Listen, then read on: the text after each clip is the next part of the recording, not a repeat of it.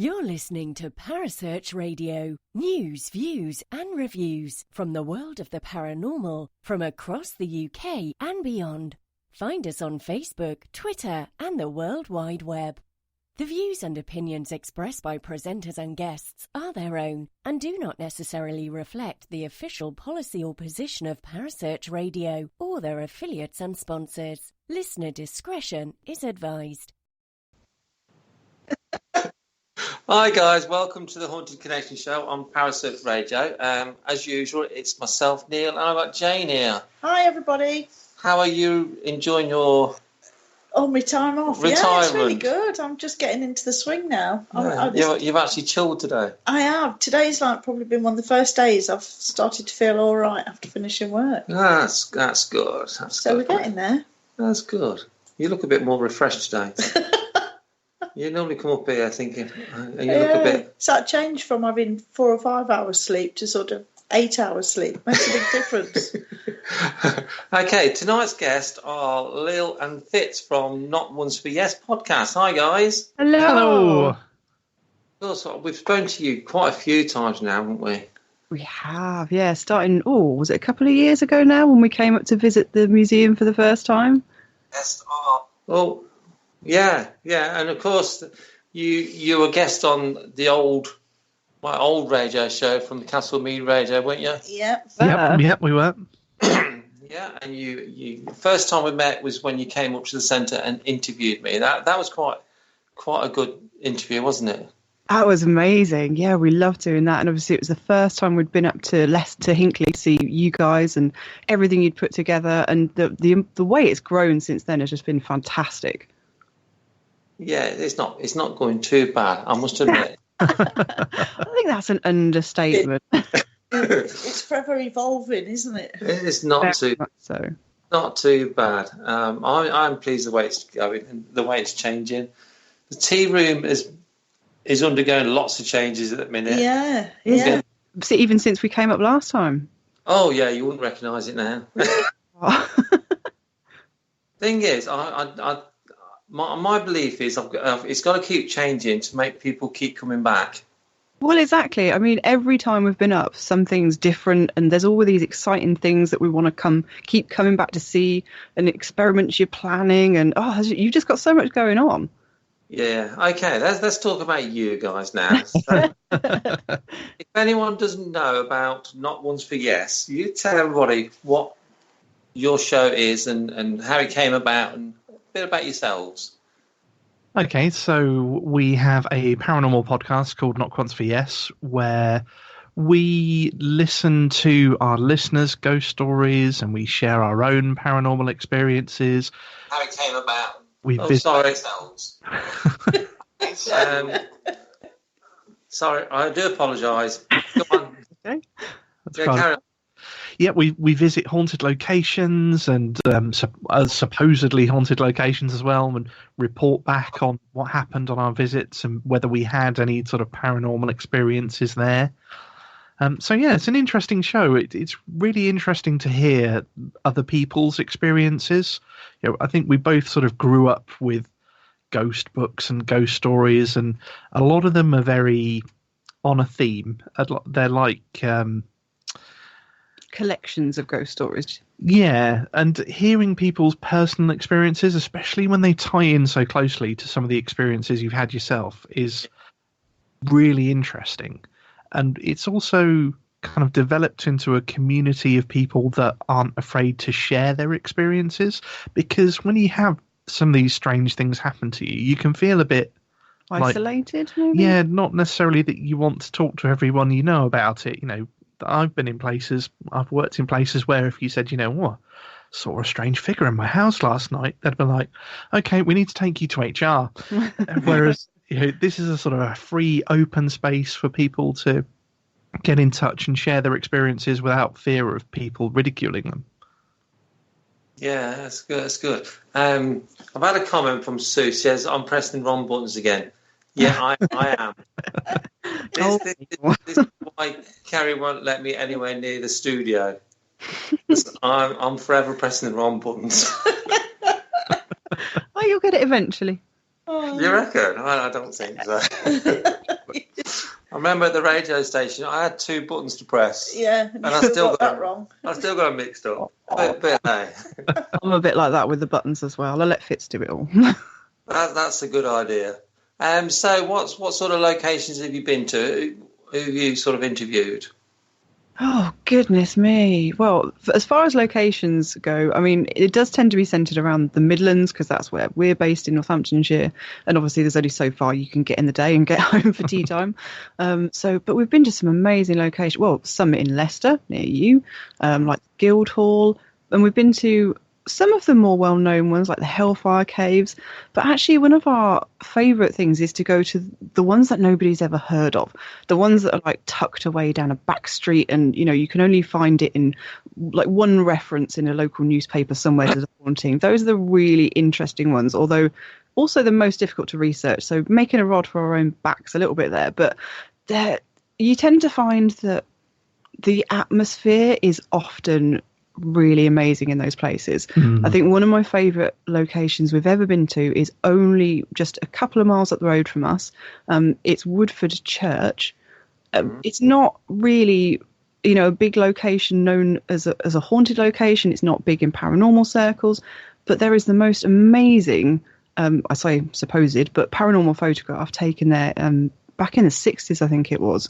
And it's a full body apparition. Well, you say it's not incredible. a famous church, but that photo is very famous. Well, the photo's famous, but the church isn't. Nobody seems to sort of put 2 and 2 together, if you know what I mean. It's not like you have hordes of paranormal investigators turning up trying to, visiting the church. We've been a few times and it's absolutely deserted. There's nobody else there, but there is a real atmosphere in there, specifically as well where this photograph of the apparition was taken.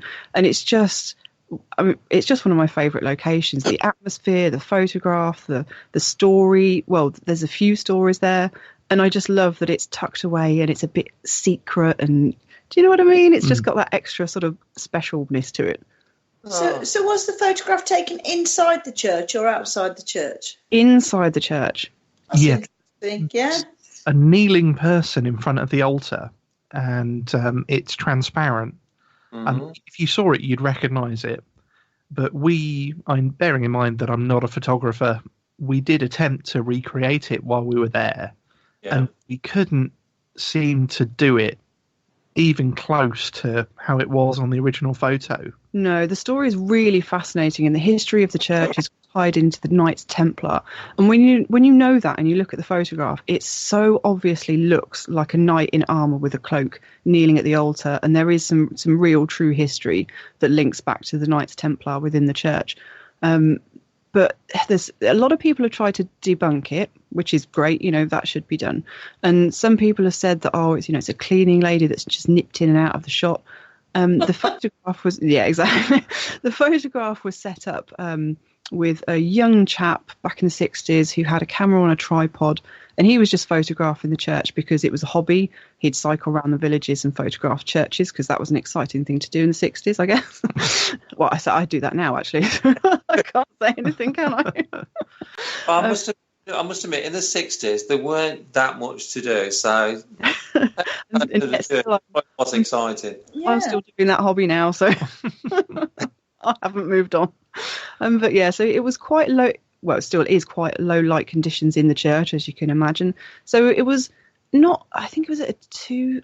We did find out the exact exposure time, so that we could sort of a recreate 2 or it. a 4 second exposure, something like that. It was fairly short, but there wasn't enough time for you to cross the picture in that time, let alone get in, kneel down, stay long enough to be clearly defined, but still a bit see-through. Yeah. And then get out of shot again. I'll have to try and find the article again, but there was an interview with the photographer, and he gave the actual time of the exposure that he took. So we were able to take a digital SLR in there and recreate it to a certain extent, and we couldn't get the same effect at all. Not we even tried all close. different things, and it looked nothing like it.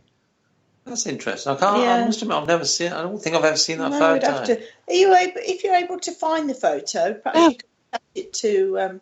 Attach it to the live feed or something, or send it. We'll send a couple of pictures that we took while we were in the church as well. Yeah, you'll probably recognise it when you see it. Yeah. Okay, then that's great. So what made you decide to go into podcasts? Well, it was listening to a lot of them, I think, is the first thing. Yeah, I mean, it's one of those things that it's not that difficult to get into. Yeah. And Lil being a bit of a musician, we'd got microphones and audio interfaces and everything at home already.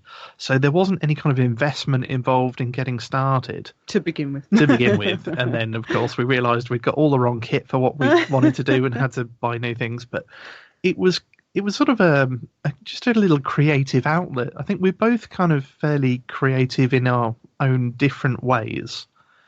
And we both had this sort of interest in the paranormal. We were listening to sort of these paranormal podcasts, and not just paranormal podcasts, but podcasts in general. And we were kind of like, there's stuff out there that we really enjoy. Yeah. But there was something missing, I think.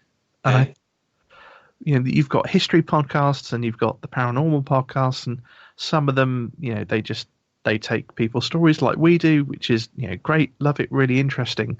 And there's others that sort of focus on the history, but then it's more just the history. Not the people's sort of contemporary encounters to tie in with that. We wanted to kind of mesh all that together somehow.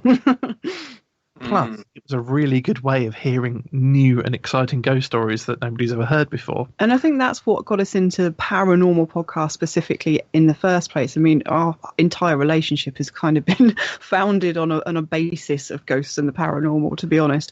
And with the paranormal podcast, we'd both spent our formative years like reading all these collections of ghost stories and the Peter Underwood books specifically and all things like that. And you get to a point where it's kind of the same stories you're reading over and over again until you get to fiction. And suddenly finding these podcasts where people were sending in their own experiences, it was like this plethora of fresh, true experiences that we'd never heard before. And we just thought that was an amazing thing. That's cool. Do you find you get lots of stories sent to you now, or? We're getting to the point where we don't panic at the end of the month because we haven't got enough. The show. When we started, it was literally sort of down to the wire quite a few times as to whether we would have enough to fill a show. Yes, there is not a friend or family member that has not been thoroughly tested for their ghost stories. Every single one of my colleagues at work has given any paranormal encounter they had. Well, that's good then. But it's like John from Bedford, it's like, because he didn't want us to tell him who they were because it was. I work with him. That's good. That makes you realise people are listening and people are sending their stories in. Well, the other thing it makes you realise when you do have to pester your work colleagues for ghost stories and your friends and family, is just how many people you had no idea had all these paranormal experiences. I was genuinely quite shocked. A lot of times I'd ask people almost as a joke, I'm starting this podcast, do you have any ghost stories?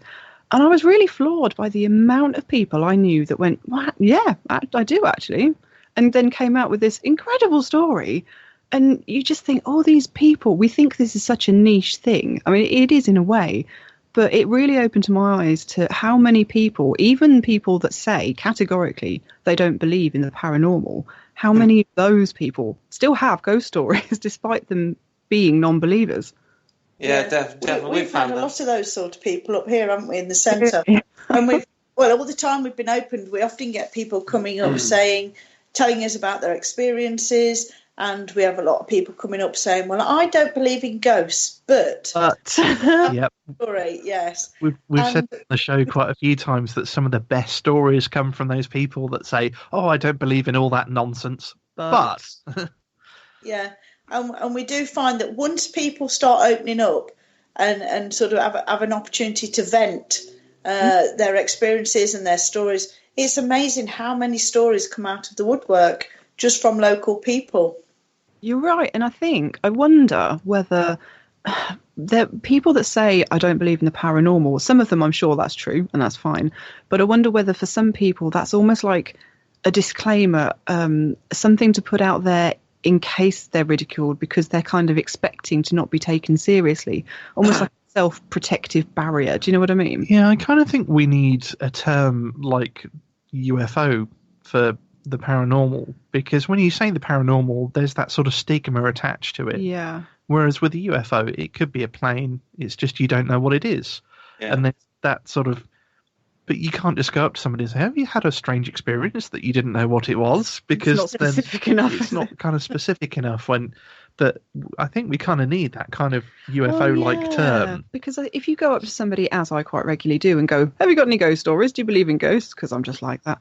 It does put people a bit on guard quite a lot of the time.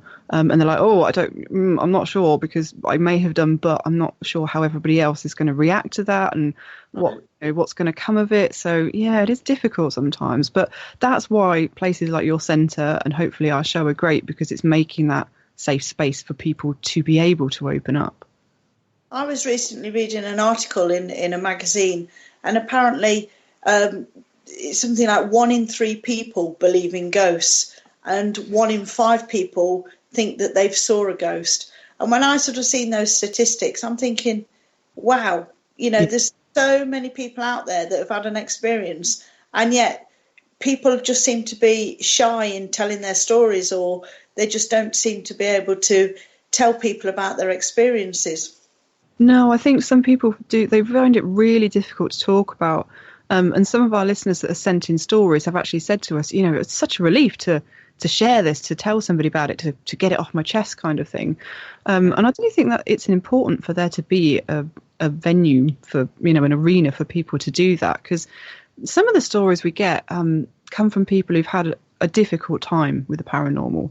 There's lots of positive ones as well, but some people have genuinely had very difficult experiences with it, not necessarily because the haunting was negative, but sometimes because of the way their friends and family reacted, or because they didn't get the support, or just because they didn't understand what was going on, and that in itself made it distressing. So it'd be really isolating. Yeah, I think it's down to the fear of being ridiculed. Yeah. And I've seen people just really doubt themselves when somebody's mentioned a story and then somebody's laughed at them, and then you can sort of see them thinking, well, is it me then? Was I seeing things? Am I going mad? Well, exactly. Well, that can be a real fear for people as well. You catch something out of the corner of your eye repeatedly, and you do sometimes get that, is there something wrong with me? Is there something, even if it's medical, like, is there something wrong with my eye, or am I having, a stroke or something? Well, it's a natural human sort of reaction, isn't it? I mean, even between myself and Fitz, if I've seen something strange in the house and I've mentioned it to him and he says, oh yeah, I've seen that too. There is, even with all the things that we've seen, there's still that moment of relief, like, oh, I've had it corroborated, it wasn't just me. Mm. Yeah. And there is a sense of relief as well when people share their stories and you can relate to that and say, well, actually, I've experienced something similar.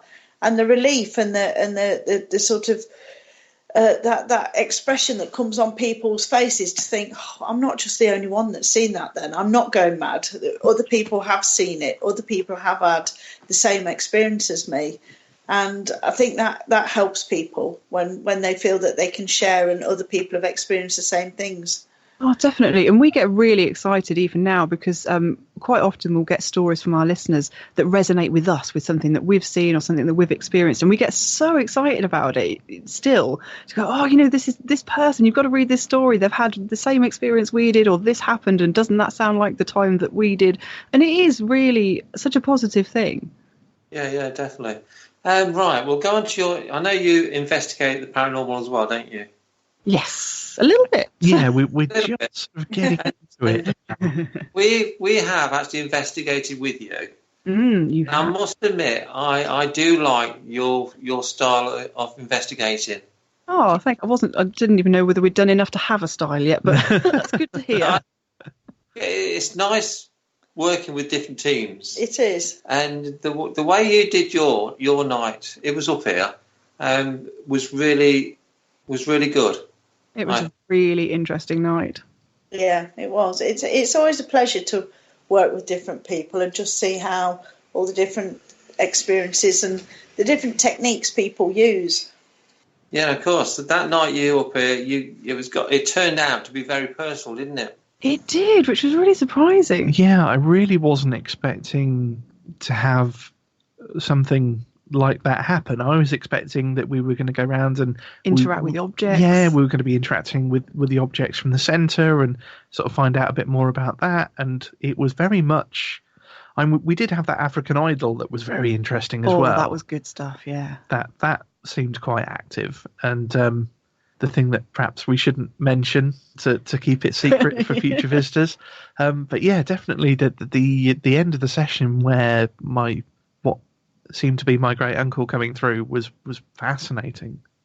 Yeah, so tell all the listeners about that one experience, because I found it fascinating, and I know you sent me the photo afterwards of Jack. Yeah, yeah, and it's been a sort of long-standing family ghost story, as it were.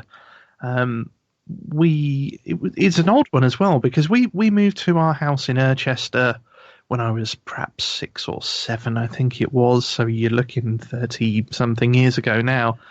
And it was a fairly new house. My parents knew the person that owned it before them, and nobody had died there or anything like that. So we were only the second family that lived there. And straight away stuff started happening. Like when they were having the patio done, which was pretty much as soon as we moved in, we had this big burly Australian builder that was laying the patio, and he kept thinking that my dad was walking up behind him. Yeah. And there was nobody there. And after the second or third time, he was like, well, stuff this, and went and never came back. And we used to see this figure in blue walk around the house, and my mum would see it at the end of the drive, and my dad would see it under the plum tree watching him mow the lawn. And we were just like, why blue? You know, what's this thing with blue? And long story short, we kind of pinned it down that it was most likely my great uncle Jack, who was in the RAF and sadly died on his last mission during the Second World War. Yeah, on the way home during the Second World War. Flight. And we think that he's sort of popping in to just keep an eye on the family, sort of thing. Yeah. And we've moved in together in Raunds sort of sometime, well, a long time after that. Lil and I got together and moved to Raunds, and we started having activity here. And we then sort of pinned it down to the fact that my mum had given me my great uncle Jack's framed picture and the items that he had left. It sort of tied into the same time we started. Yeah, kind of tied into when stuff started happening here. So we wondered. Yeah, we were very much, we weren't sure, but it was sort of looking that way. And then when we came to the centre and we'd gone through and investigated, and we weren't getting much in the main room, and then we got all the activity with the African idol. It was fantastic. And then we moved to, I think it was the seance room. And we started working there because we tried a little experiment with a radio. What is it you call the experiment now? Call it the Stranger Things experiment. But basically, we do a sort of a simplified version of a spirit box where we don't actually have it skip between radio stations. We just tune it between stations so it's static. And we found that we seemed to be getting responses to questions. Yeah, not necessarily through voices, although you have had a voice. It's often sort of taps and clicks. Yeah, taps and clicks sometimes. And, odd noises as well. We tried it before when I got sort of the sound of a train and then machine gun fire once. And I had the sound of footsteps and I think the machine gun fire was actually at the centre, wasn't it? No, that was here. That was here as well. But yeah, we got sort of stuff that seemed to tie in to Jack, and then Lil brought out the dowsing rods, and that seemed to coincide with that as well. We ended up having basically a full conversation through the dowsing rods. And what's really interesting about these dowsing rods is that I'd only bought them like a week or maybe 2 weeks before we came to do the investigation at the centre. And I'd sort of bought them as just I've never used these before. Well, actually, I'd sort of played with somebody else's, but not sort of sat down and seriously used them for myself with my own rods. And I really wasn't expecting anything to happen. So when I got them home and sat with them and they didn't move, I wasn't really surprised. I tried it a few times and they were I couldn't make them move at all. I tried asking questions that I knew the answer to. I tried Fitz asking me questions. Nothing. It was really strange as a rock. Like No, I'm sure most of your listeners have probably, if not tried, at least seen dowsing rods. They're quite hard to actually keep still and level. Yep. If you're holding them as you should. Yeah. Yeah, and unless you're gripping them. If you're just letting them hang loose, they do tend to swing around a lot. But these were just rock steady. I couldn't get them to move. I completely accept that, it's possible to move the dowsing rods sort of with the ideomotor movement. Well, I wasn't even getting that. I was getting nothing at all. No, not a sausage. Until we got them out at the centre and thought, well, we'll give them a go. And all of a sudden, they were responding to every question with answers that made perfect sense, that were logical, that tied in. It was just the most incredible thing. Mm-hmm. But I was blown away because, before I'd used these in that situation, I was honestly pretty skeptical about how much use there'd be in that kind of investigation, especially when I tried them at home and I'd got nothing, absolutely nothing. And also the activity with them seemed to vary from room to room. You tried them in one room, and Fitz tried them in a different room and had the same as me. It couldn't get anything intelligible out of them at all. But as soon as you picked them up and we were in the seance room and we were talking to what we thought was was Jack, they just started moving in response to the questions. It was so strange, and I can't explain it. It was a really good evening, though. It was, and it was really good for me and Neil to actually see yourselves get a really good sort of personal experience. And I think that sometimes comes from, you knew you were coming here, and subconsciously or consciously you're sending up that thought. You're coming here, you're quite excited, you're sending up the thought constantly, and that sends that message to spirit. And Jack would have been aware that this would be a golden opportunity because you're going to be here, and he knows that if you like, everything's right for that communication. And he just took that opportunity to come through and communicate with you, and it was a really good night. It was. He would know. We talk to him all the time. Yeah, we do now. But I do think there's definitely something to be said for the energy that you've got within the centre. There is, I don't know whether all the objects you've got in there have just sort of created this perfect storm, because we've tried communicating with the spirit at our home and we've not had much of a response. We've had bits here and there, but what we had in the centre was a full conversation. Yeah, we tend to find that whenever we try stuff at home, if we get any activity, it tends to last for sort of 15-20 minutes and then just runs out of steam. Yeah, and it's just bitty. It's not like a constant stream. Whereas the centre, something about the energy, or I don't know, the venue, whatever it is that you've got going on there, is almost seems to be facilitating it somehow, this connection. Yeah, I think I agree with that. Yeah, it's the energy we're building. And we do sort of constantly try and maintain that energy and keep the doorways open and just constantly keep inviting spirit in. And we've often said that we feel that the centre is a bit of a beacon in the spirit world, and spirits do randomly come in because they're just curious as to what this glowing sort of light is in the spirit world. And we've often said that we do believe that they'll all just come in and just have a look and see what's going on. Well, I don't blame. It's a pretty interesting place. So do you have any future plans for your podcast? Not Ones for Yes? Oh, so many. There's so many things we'd love to do. I mean, at the moment, it's just kind of more of the same. We're going to try and get out to more haunted locations. Well, there's so many different places we want to visit. And I suppose bringing the strand of investigation into it now as well, because previously we hadn't really done much in the way of investigation. Most of the times we visit haunted locations, it's during the day. And that was deliberate. Because we wanted to show that you didn't have to be an investigator. You don't always see ghosts at night. You see I've seen way more ghosts during the day than I have at night time, to be honest. And you could go to these wonderful historic locations and enjoy them from a paranormal angle, but just as a tourist during the daytime. And that's fantastic. And we still want to continue to do that because it's really exciting.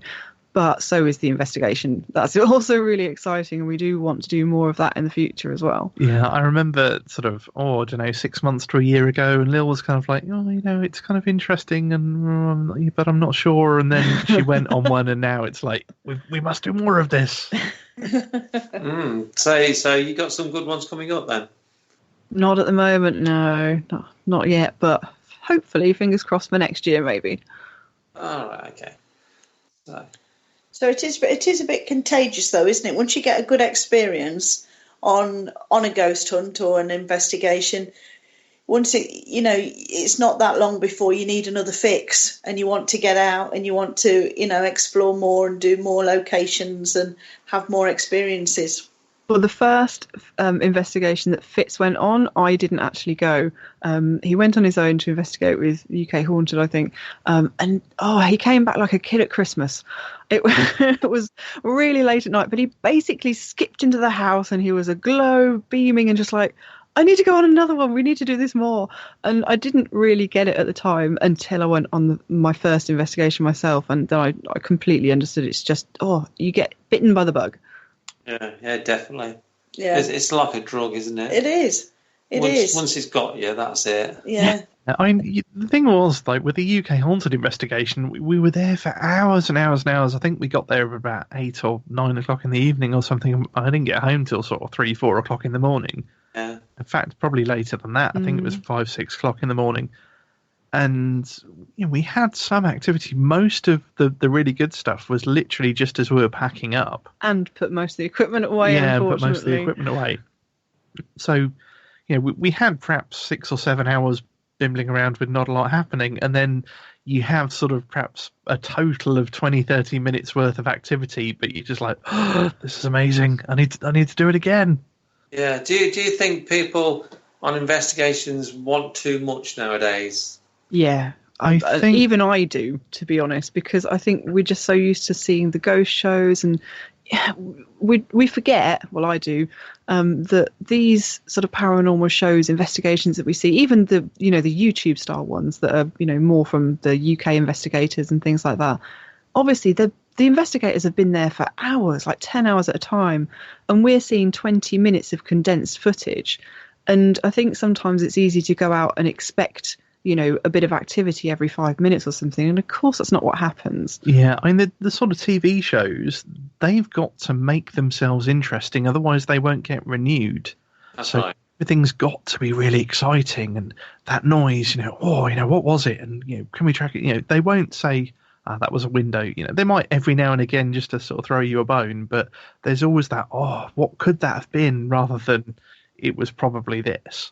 It makes it more realistic to me when you watch a ghost show and nothing actually happens, because we've lived in some pretty haunted houses, one in particular. So we know that 3 months will go past and absolutely nothing will happen. It doesn't mean the house isn't haunted. So that it's quite frustrating when investigators on TV go into this place and nothing happens, and they prance out going, "There's no activity here. It's not haunted." And you think, well, probably 6 months of the year. No, it's not, but. Then there's that one night where everything happens and it is haunted, but you've only been there for 7 hours. Yeah, we could sit down and perhaps list over some of the things that happened over at our old house. But if you put it on paper, it's like, okay, well, this happened, and then 4 days later this happened, and then 3 weeks later this happened, and it's terrifying when you have to live through it. But you were sort of, to put it on paper, it's kind of like, it doesn't really sound that exciting, and it's 3 weeks between two things happening, so it's not that bad, is it? That's right. So do you live in a haunted house now? I know you used to. Are you still in the same house? No, we're in a different house now. The very haunted house was the one we lived in when we first got together. So that's kind of that's one of the reasons we've ended up being sort of cemented into the paranormal world within our relationship, because it was immediately we got together, we lived in that house, all this paranormal stuff was going on, and it was quite overwhelming. And in the end, we actually had to leave that house because it got too much. We now live in a different house, and when we first moved in, there was no paranormal activity at all. So we do have paranormal activity now, but that's only happened within the last sort of 2 or 3 years. Yeah, like we say, we think it was when my mum brought Jack's things round, and we've not had anything negative happen here. It's all very much sort of in the same vein of what happened at my mum's house when I lived there, sort of letterbox flapping and seeing somebody out the corner of your eye and seeing figures and hearing things being moved around in the kitchen a lot, don't we? I think he's making himself a cup of tea in there. Yeah, nothing bad. Just, sort of fairly comforting, to be honest. Like you've got somebody at home with you. So does that not alarm you at all? If you're at home on your own, are you not alarmed at all? I'm not now. When it first started happening, I was, because of the experiences we'd had in the previous house. In the house we lived in years ago when we first got together, some of the experiences there were quite negative. There was definitely a presence in there that wasn't very nice. There were several different things that seemed to be going on there. There were different apparitions that were seen. There was a young girl. There was a young lad. And then there was something else that just seemed to be a bit darker, just not very nice. And that house was scary. It wasn't pleasant to live in. If you woke up in the middle of the night, you wouldn't want to get up to go to the loo. It was and definitely. You say that, though, and that here, if I'd have seen there what I saw here, I think I probably would have been more scared. Well, I think the thing is, when the activity started up in this new house we're in now, to start with, I was a bit on edge because of the negative experiences we'd had in the previous house. But as time's gone on, and I've realised that it does not seem to be escalating to anything like that. It doesn't seem to be going down that road, and especially now, since we've been to the centre and had the conversation with who we're pretty sure our spirit is, and we know it's a family member and he's just here to look out for us. I don't feel uncomfortable about it at all. No, it's, there's been a couple of times when it's made me jump, but mainly because I've thought it was Lil behind me, and I'm surprised that she's not there, than anything else. But yeah, it's quite sort of comforting and pleasant. Yeah, I mean, at this point, we just come home and go, all right, Jack, how you doing? Put the kettle on, whatever. You get up on a Sunday morning and put a bit of Glenn Miller on the CD player and put the kettle on, and it's all chilled. So do you think that, just sort of following on from what you were saying, do you think that landlords and people who are selling houses, do you think that they have a responsibility to declare if there is paranormal activity in a house? And it's just made me think of a house investigation that we did in Nuneaton, and we were called to this house by this landlord because he said he could not keep tenants in this house. And we went there and we investigated, and there was a few things going on in this house. But because he couldn't keep the tenants, he was then selling it on. And he didn't really have to declare anything about paranormal activity. But I know recently somebody's been up to the centre and filled out a questionnaire now for the estate agents. And on there now it does say, does your house have any paranormal activity? Really? So it's becoming more and more of a thing. So do you feel that landlords or people selling properties should have to declare if there's paranormal activity in a house? Oh, it's a tricky one, isn't it? Well, my first thought was, when you said that, is sometimes, and I think this applies to haunted objects as well as haunted houses, from the things we've heard from people we've interviewed, is that you can have one person go into a house that the previous tenant has had a terrible experience in, and they will experience nothing. My mum is a classic case in point.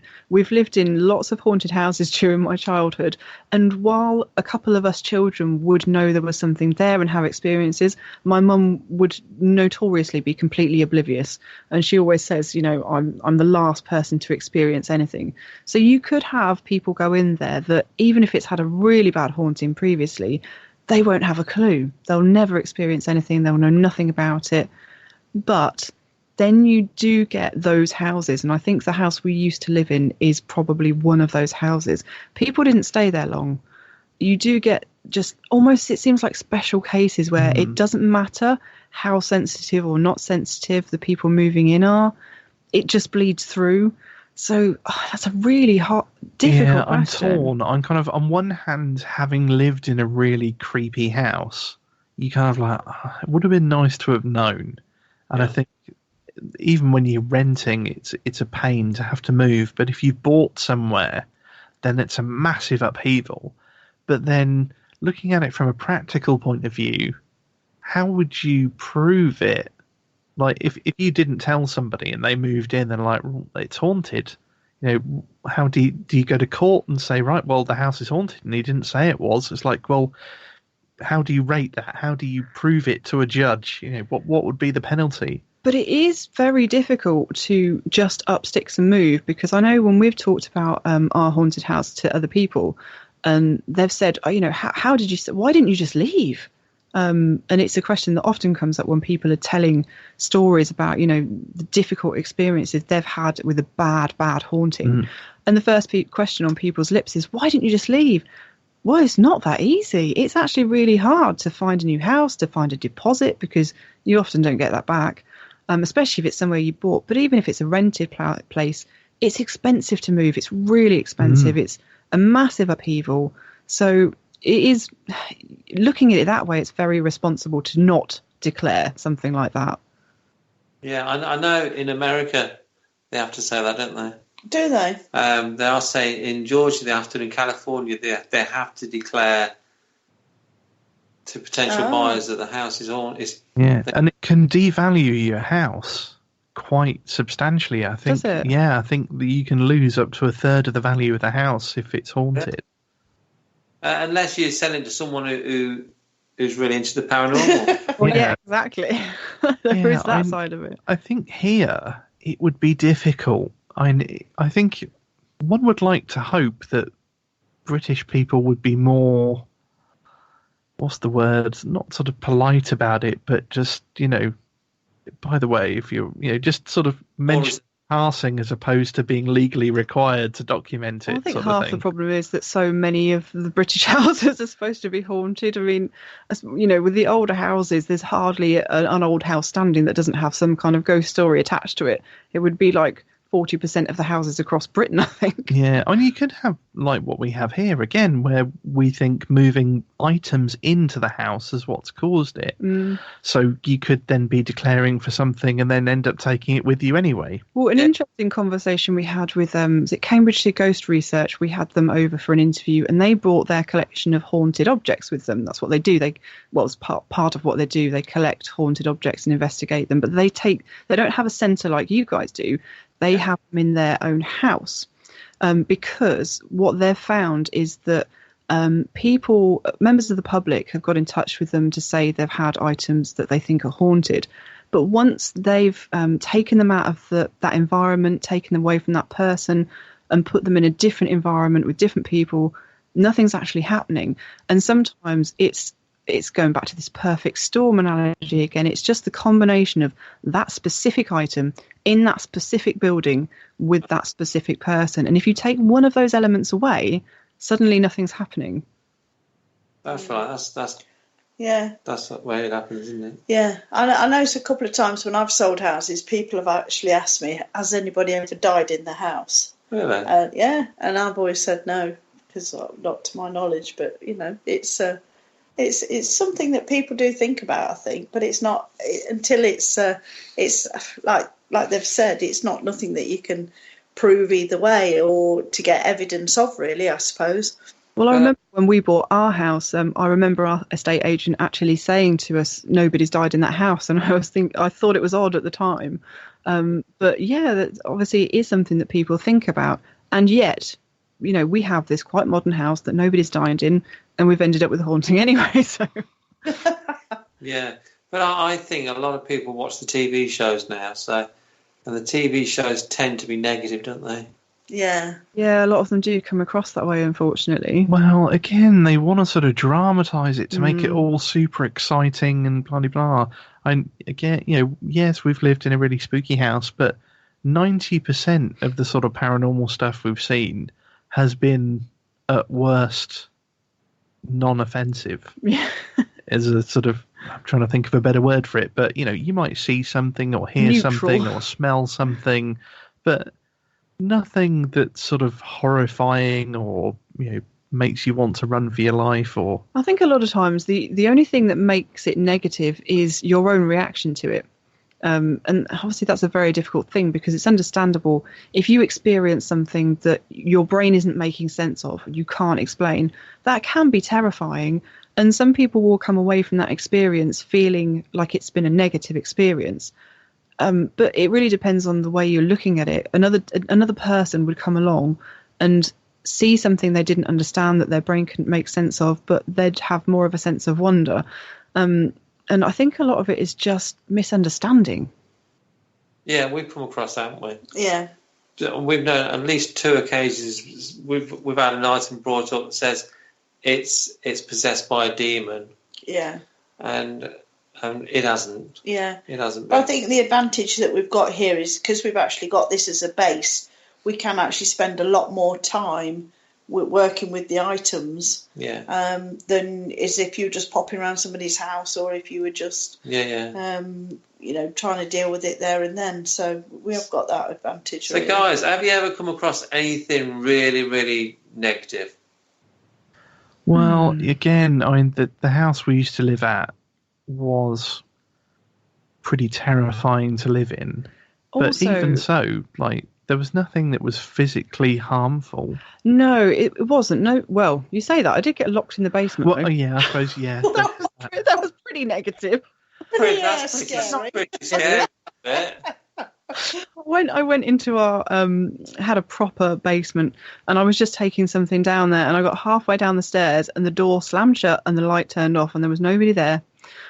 So yeah, I literally did get slammed in a basement and the light was turned off, so it's pitch black, and I absolutely screamed the house down. So, say there was nothing physical, but there was that. Yeah, well, I meant sort of physically harmful, and there was definitely some physical stuff going on, because stuff moving, you mean? Yeah. Well, one of the weirdest things, there was a room on the first floor that one of our housemates lived in, and even when he wasn't there, as well, especially when he wasn't there, you would sometimes be sat in the kitchen or somewhere else in the house, and it would sound like someone was going crazy and tipping over bookshelves and throwing TVs on the floor and things. It shook the house.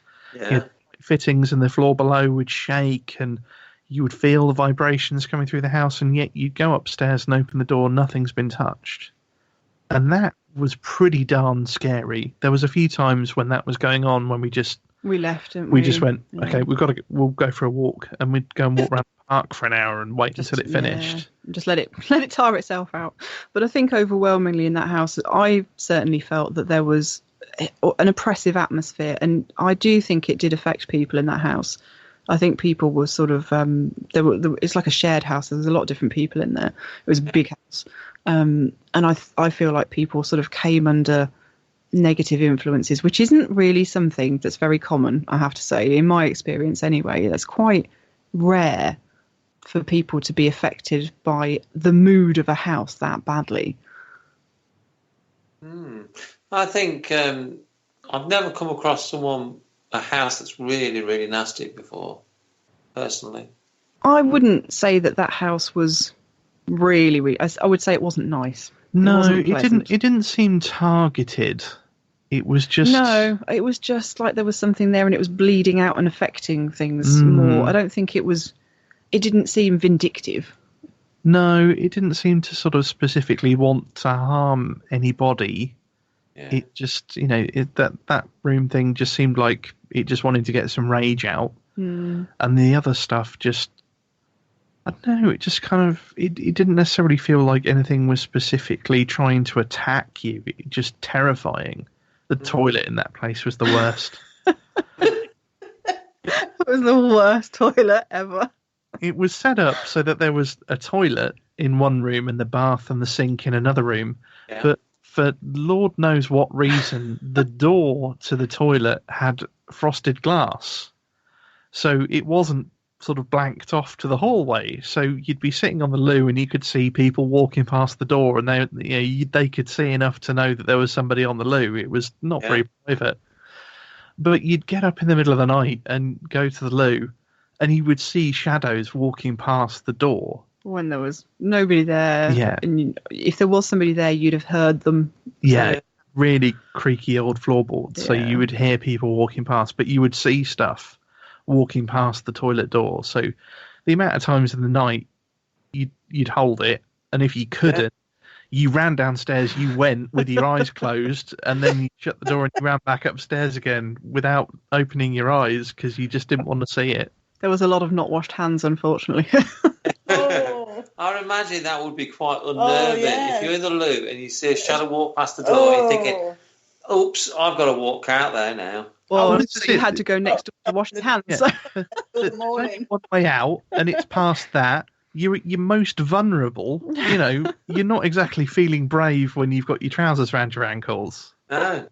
Oh, it was horrifying. Now, if I was going to play devil's advocate talking about the negativity, you could argue that there was something that was negative in that house.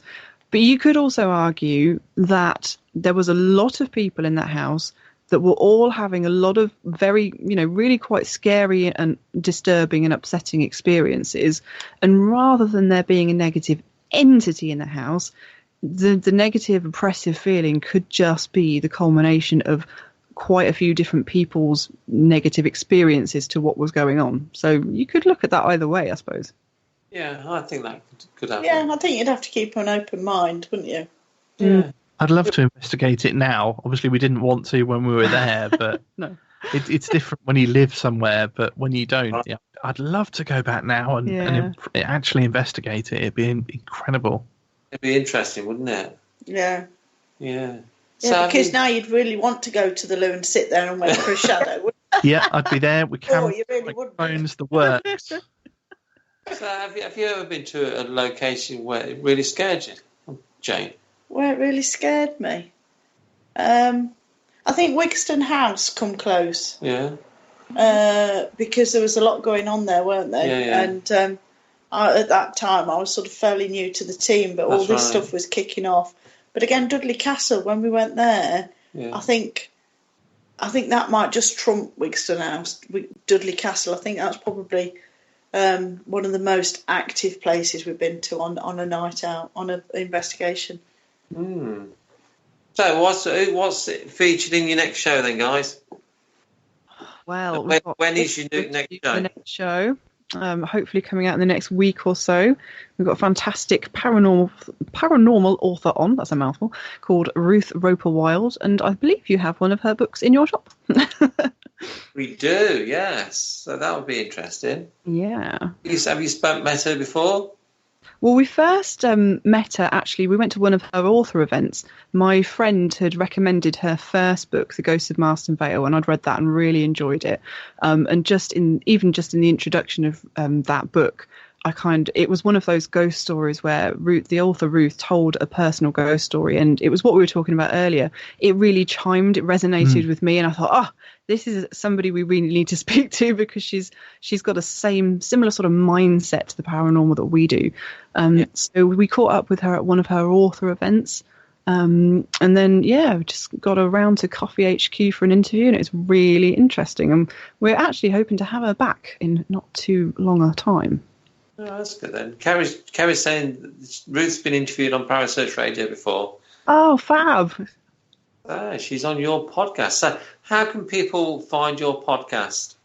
Well, we're on pretty much all the podcast platforms, so Apple Podcasts, Google Podcasts, what have you, Podbean. If it's a podcast host, we're probably on there. If people aren't familiar with us or podcast players, then the best place is just through our website, notonceforyes.com, and that's got links to all the podcast players and our Facebook and Instagram and Twitter and the blog if we ever update it.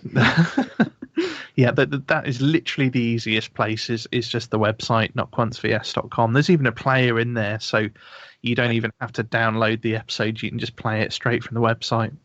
Oh, that's good. That's really good. So we've got about 5 minutes left. So let's talk about haunted locations. What haunted location in the UK would you really like to go to and investigate? My choice would be what's that place up in Northumberland? No, you go first. I'm going to think about this for a minute. Well, I was thinking about this a minute ago. There was one place that I really wanted to investigate, but it's been demolished now, so I can't. And What was that? It was the old people's home that I took you to when I was still looking after it. Oh yeah, actually. There was a building because I used to look after empty buildings for a living, and there was one building I had that absolutely terrified me, and I really wanted to go and investigate it, but it's been demolished now, so I can't, which is really sad. Was that the one where you had a recording of yourself fleeing the building in terror? Yes. That was so funny. Well, what had happened was that, it was a really strange building. It was built into the side of a hill, so the sort of third floor had an exit that came out on level ground, and then you go down 3 flights of stairs to the entrance. Yeah. And I used to have to go and take people around and show them the building because we had it up for sale. And I would have to go and lock up after they'd gone. And normally it's fine, I've been to old schools and we had sort of churches and other stuff, bizarre buildings that you would think would be pretty creepy wandering around, and I was fine. This one old people's home terrified me every time. It just had this vibe to it. The minute you stepped through the doors, you just wanted to run. Yeah. And there was this one day, and we'd shown people around. Everyone else had gone and I was locking up, so I had to go all the way to the top floor to lock up the fire escape doors and windows and stuff. And I was walking back from the fire escape door, and it was laid out a bit like a hotel, so you had a really long corridor, and either side of the corridor there were rooms, and the doors were open, and it was stripped, so all the curtains were gone and what have you. So there was just sunlight coming through each doorway. And I thought, this place has a really creepy vibe. I'll just, on my phone, I'll put on my voice recorder and put it in my pocket, and just, when I get home, I'll have a listen, see if I perhaps caught anything spooky. That'd be interesting. Mm. So I thought, I'm not going to listen to it straight away. It's not going to freak me out now. But as I started walking down the corridor, I could see in one of these strips of sunlight from the doorways that there was a shadow. And I thought it was just like the cleaner's cupboard or something, and it was a mop in a bucket stood up. But as I got closer to the door, this shadow moved and ducked out of the doorway. And you could hear me on the audio recording just stop. Because again, it was like the toilet at our old house. It's like, I have to go past that point to get out. I'm terrified and I need to get out. And then, of course, when you listen back to it, the decision in my brain went, well, you've just got to go then. Run. Run. So it just sort of you hear me, ba-dum, ba-dum, ba-dum, ba-dum, stop. And then, and then just slam, just going through all the doors, and it slam, bang, slam, ran out of the building. That terrified me, that place. But I had a good giggle. Yeah. I must admit, I haven't met you, Fitz. I think that if that was on camera, it was as good as on camera. That would have been so funny. I couldn't bear to watch it if I had it on camera. That sounds hilarious. Funny enough on the audio, it's really spooky, that place. Just thinking about it now makes me shiver.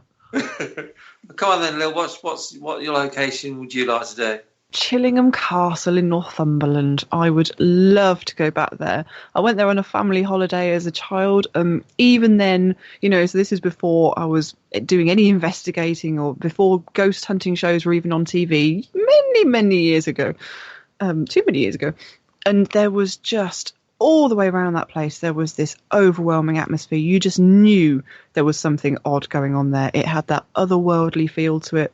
It was really weird. It's probably not quite so much like this anymore, but at the time, it didn't have all the barriers up that you normally get, the sort of roped barriers that you get in, National Trust and places like that, locations. It looked as if the owners had just picked up and walked out.